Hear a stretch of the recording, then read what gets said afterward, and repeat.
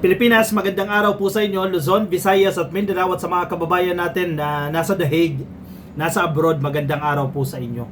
Bukas, very important po yung araw. Kasi February 23, 2026, tuloy po ang pagbasa o confirmation of charges sa mga kaso ni Digong. Kahit na hindi siya physically mag-a-appear, kahit na hindi siya mag-a-appear via Zoom or kung ano bang online platform. Marami dapat pag-usapan dito ka-Coffee, no? Kasi dito nahuli si Kaufman eh. Dito nahuli si Kaufman sa pagsisinungaling. At ang kampo ni Digong, hindi mo na alam kung sino nagsasabi ng totoo. Yung kampo ni Digong o si Kaufman, yung abogado ni Digong. Wala silang maayos na pag-uusap. Alam mo, yung one valid point, mamaya tayo, talon muna tayo ha, kasi importante ito. One valid point kung bakit nahuli na nagsisinungaling either isang Duterte camp or si Kaufman, yung legal counsel. Sabi ni Kaufman, walang jurisdiction ng ICC sa kaso ni Digong. Di ba? Kung inyong matatandaan din, yung mga previous statements ng kampo ni Duterte, ang dahilan nila, wala na sa tamang pag-iisip. Even si Kaufman may mga ganyang statement din. Wala na sa tamang pag-iisip, hindi na maalala, wala nang recollection, yung mga important events ng implementasyon nila ng tukhang, hindi na maalala ni Digong. Therefore, hindi niya na kayang mag-stand into trial. Sa madaling sabi po, hindi niya na kayang dumalo sa hearing. Di ba? Yan yung argument nila doon. May sakit si Digong. Alam mo, hindi umubra yun. Tatandaan ninyo? Kasi ang ginawa ng ICC, matalino yung ICC eh. Nagpadala ng mga medical experts. Maraming experts pinadala.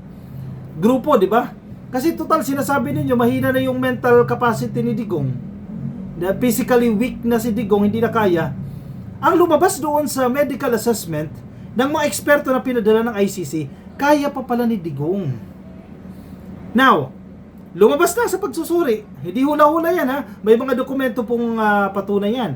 Kaya pala ni Digong umattend ng hearing. Okay. Si ICC nagsalita na, sige, schedule natin yan, February 23. Tuloy po yung hearing. Kailangan nandun si Digong. Alam mo, nag-iba sila ng kwento. Nag-iba sila ng narrative. Yun na. Walang jurisdiction ng ICC. Kinidnap siya. Di ba? Yan yung argument nila eh. Kinidnap si Digong ng administrasyon ni Marcos. Kaya sinasabi nila walang jurisdiction. Dahil walang jurisdiction, yung warrant of arrest walang validity. Therefore, hindi dapat ginamit o hindi dapat in-implement ng gobyerno ng Pilipinas yung warrant of arrest na yan na inisyu ng ICC at idinaan sa Interpol. Hindi dapat ginamit ng Pilipinas yan dahil wala naman daw jurisdiction itong ICC kay Digong. See? Chinen!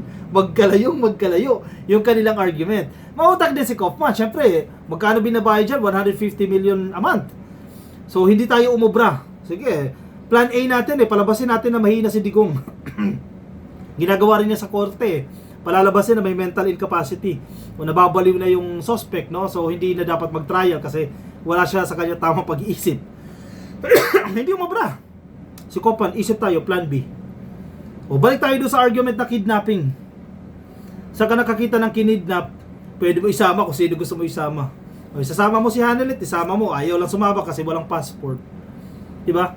Sa ka nakakita ng kinidnap, na wait lang. Kailangan ko makausap yung abogado ko. Ilang oras pa naghintay. Ilang oras pa sila nagdiskusyon nila General Torre. Di ba? Kasi, gusto ko makausap ganyan, etc. Gusto ko nandiyan si ganyan. Gusto ko ganun. Saka nakakita ng kinidnap na ganun. Ang daming conditions. Na-meet na nga yung conditions na yan. Kinidnap daw po ng administrasyon ni Digong. Yan ang kanilang ipinapalabas. Hindi kayo obra. Kasi kung nagkasala kayo, talagang sisingilin kayo ng karma. Kung hindi kayo naniniwala sa itaas, may sisingil at may sisingil sa inyo ang universe. Buha ka ng masama babalik sa'yo. Gumawa ka ng mabuti, baka times 3 pa, times 10 ang dumating sa'yo na mabuti. Dito tayo mismo sa ICC, no? Duterte case. Duterte. Mr. Duterte. Yan ang sabi nila, no? Confirmation of charges hearing to open on February 23. 2016, sabi po sa practical information ay dilabas po ng ICC. Anong oras siya sa Pilipinas, ka-Coffee? Ang alam ko sa the Netherlands, tama ba? 7 hours po na behind sa Pilipinas. So kung 10 o'clock po yan, 7 or 8, alam ko 7. Nag-iiba-iba kasi yan no?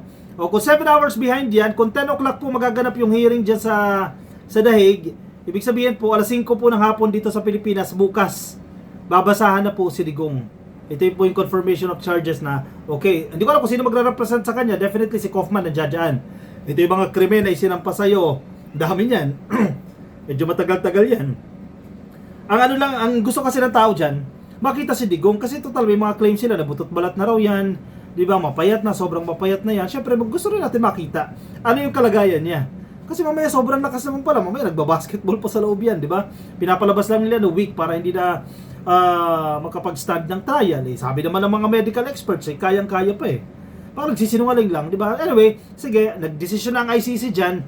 Yan naman sila ang masusunod dyan. We have to respect kung ano yung decision nila. Inalaw nila si Digong na hindi mag-appear physically and via Zoom, hindi siya mag-appear. But still, they will push through with the confirmation of charges. So yung hearing bukas ay matutuloy. Okay na yan. Kesa wala, delay ng delay, di ba? Kasi nung nakaraan anong nangyayari? Postponed until further notice, di ba? Yung nangyayari, no? The confirmation hearing in the case of the prosecutor versus Rodrigo Roa Duterte is scheduled to open on February 23, 2016 at 10 a.m. The Hague local time before pre-trial chamber 1 of the International Criminal Court. Pre-trial chamber 1 is composed of presiding judge Julia Antoniela Motok, si Judge Reina Adelaide Sophie Alipine Ganzu, at si Maria del Socorro Flores Liera. Ang hahaba ng pangalan, no? Mga babae po yan, 3 judges po yan na nakatayo o nakaupo sa pagbabasa. O I think sila yung magbabasa ng mga charges, no, laban dito kay Digong. The hearing is scheduled on 23, 24, 25, and 26 February 2026 in courtroom number I. Courtroom I. Hindi pa kasi ako nakarating ng ICC, no? The prosecution and defense and legal representatives of the victims will make oral submissions before the judges to present their arguments on the merit. Feeling ko yung ano lang yan. Yung parang dito rin sa Pilipinas, no? May mga abogado, definitely, abogado ng mga biktima na magpipresenta sila na, Your Honor, di ba? Parang hearing din sa Senado, no? Your Honor, these are the documents, these are the pieces of evidence against Mr. Duterte. Feeling ko ganyan yung mangyayari niya, no? Anyway, excited ako kasi first time ko rin makakapanood, no? Yung confirmation of charges, bukas po yan, abangan po natin yan. Saan si Digong? Anong gagawin niya habang gaganapin yung hearing na yan? Di ba? Nasa loob lang siya, siguro may monitor din naman, makikita niya rin yan. Ang tanong din dyan, nadyadyaan ba sila Sara? Sino yung mga family members na allowed? O na nandoon? Sana si Bato, no? Inalaw. Sino yung mga kasama doon sa korte? O, sino yung uupo on behalf of Digong? Bukod kay Kaufman, di ba? Dito tayo sa Philippine News Agency. Mga balita, no? ICC grants ex-President Duterte's request to skip confirmation hearing. Alam mo si Digong, makikita mo yung kanyang inconsistencies. Di ba? Hindi mo alam kung sinasadya niya yan or pinapayuhan siya. Ano, wag ka na magpakita. Total, convicted ka na rin naman Total, tutuluyan ka na rin naman Total, hindi ka na makakauwi din naman ng Pilipinas. Di ba? Dito ka na lang mamamatay. Wag ka na mag-cooperate. Feeling ko may ganyan nag-a-advise sa kanya. Kasi kung babalikan niyo yung statement niya noon, sabi niya, once na nag-issue na ang ICC ng warrant of arrest, magsusurrender siya. Malinaw yan Pakita ko sa inyo. Nasa Rappler yan Tapos ngayon, iba yung kwento.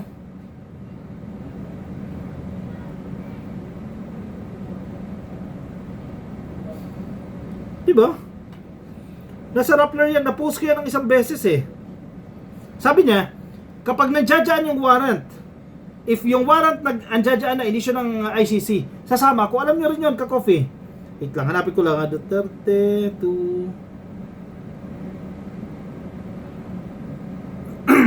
Tapos ngayon, di ba na yung kwento?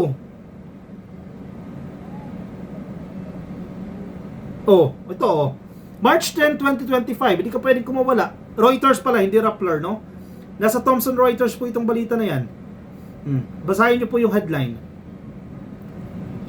Philippines Duterte says he will accept arrest if ICC issues warrant. Doon pa lang malinaw na malinaw, walang kidnapping. Kasi mismong yung tao, nagdeklara na, sige, mag-issue kayo ng warrant. Kasi mahirap naman ang proseso ng pagdadaanan bago makapag-issue ng warrant eh. May mga due process na pagdadaanan yan. So kapag makapag-issue kayo ng warrant, then I will accept that warrant. Therefore, I will surrender. Pero bakit ngayon pinapalabas sila na kidnapping na yan? Diba? And bakit ngayon hindi nagpa-participate si Digong sa hearings? Ang hinuha ko nga, babalikan ko lang yung hinuha ko, nabulungan na yan, total, tay, dito ka na mamamatay. Tay, dito ka na mabubulok. Tay, di ka na makakabalik ng Pilipinas. Tay, talong-talo tayo sa kaso na ito. Napakarami nating biktima. Huwag ka na lang mag-participate. Inisin mo na lang sila. Feeling ko ha, yan ang diskarte nila ngayon. Mang-inis na lang yan, no? Former Philippine President Rodrigo Roa Duterte said in Hong Kong, ito yung araw bago siya maaresto, no? That he was ready for possible arrest amid reports that the International Criminal Court was poised to issue a warrant over his years-long war on drugs that tsumugi sa libo-libong tao. The war on drugs was the signature campaign policy that swept Duterte to power in 2016 as a maverick, crime-busting mayor who delivered on promises he made during vitriolic speeches to KILL, thousands of narcotics dealers. Ano ba totoo yan? Pangako lang yun, di niya naman nalinis ang Pilipinas.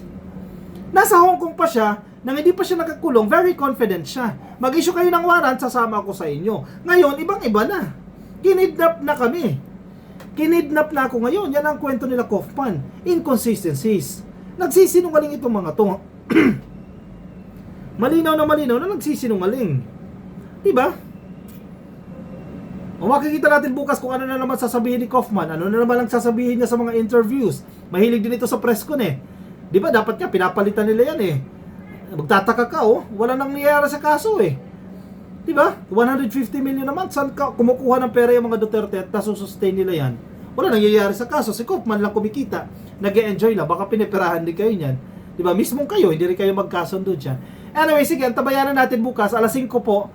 Definitely gagawa tayo ng video, makikinig tayo, panoorin natin itong confirmation of charges dahil, again, sabi ko nga, excited ako dahil first time ko makakapanood ng confirmation of charges hearing, no, ng ICC. So, alas 5 po yan ang hapon dito sa Pilipinas. So, expect yung video, siguro mga 7 o'clock or 8 o'clock, yan may video. Balikan nyo bukas dito ka coffee, explain natin na medyo complicated din kasi yan eh. Ipaliwanag po natin yung mangyayari sa hearing po bukas. Sige, make sure na naka-follow kayo ha. Nasa Facebook po kayo, click lang po yung follow. Mga nasa YouTube, naka-subscribe po ba kayo? Subscribe lang po kayo. TikTok, subscribe na rin po kayo. At bukas, magkita-kita po ulit tayo sa mga bago nating videos. Paalam po sa inyo. Bye-bye.